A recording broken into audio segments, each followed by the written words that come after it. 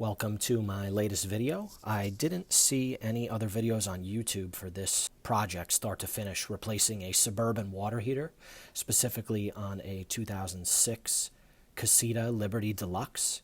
So here we go, start to finish replacement video. At first I mistakenly thought that the pipes connected to the water heater were the problem with the leak, so ended up replumbing all of the valves, bypass valve, etc. That's what you see in the next video clip. After I did this, I found that the water heater was, of course, still leaking, so had to start the process on replacing the entire thing.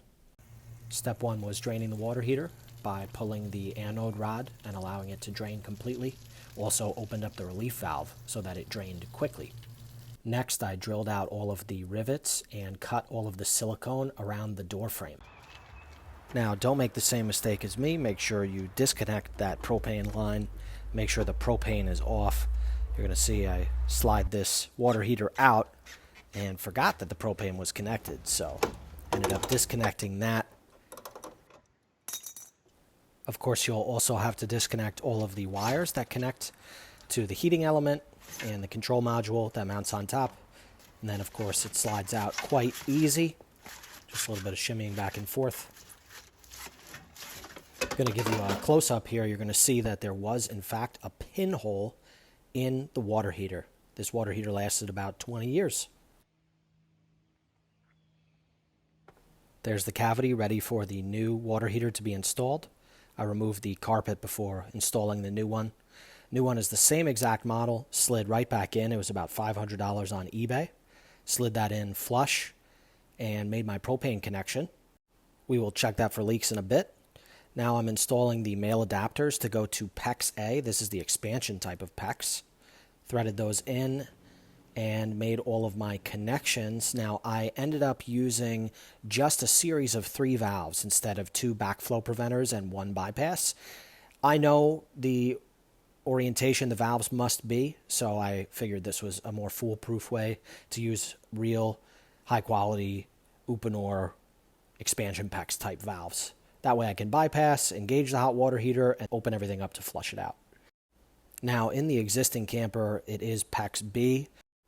I did a PEX B to PEX A transition with crimp rings, and for all of my projects, I always use expansion PEX. I find it's better, and I like that all of the fittings are full port. At this point, I pressure tested everything, filled the system with water, and checked for leaks. Everything was looking good.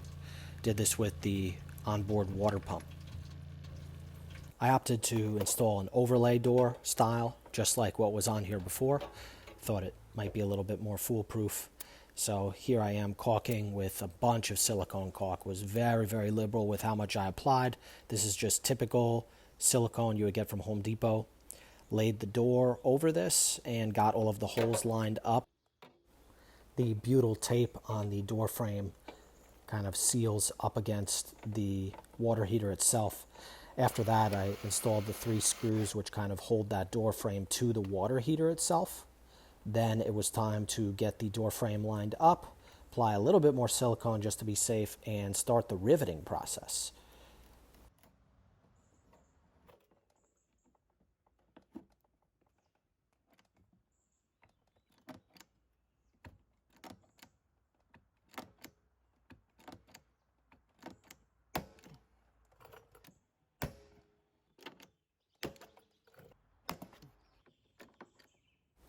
Just tightening up those screws here to pull everything a little bit tighter.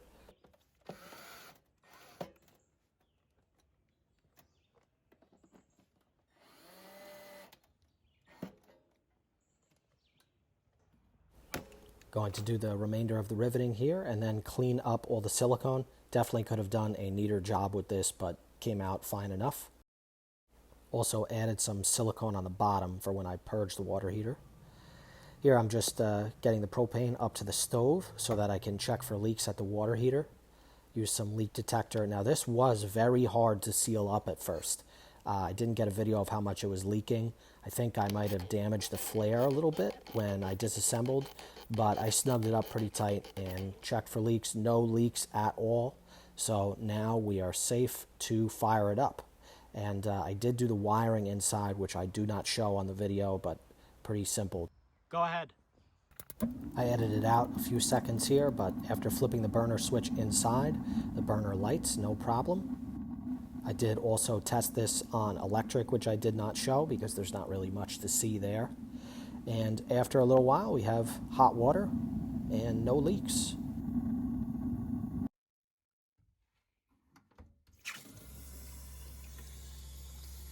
So that's pretty much it. The water is nice and hot.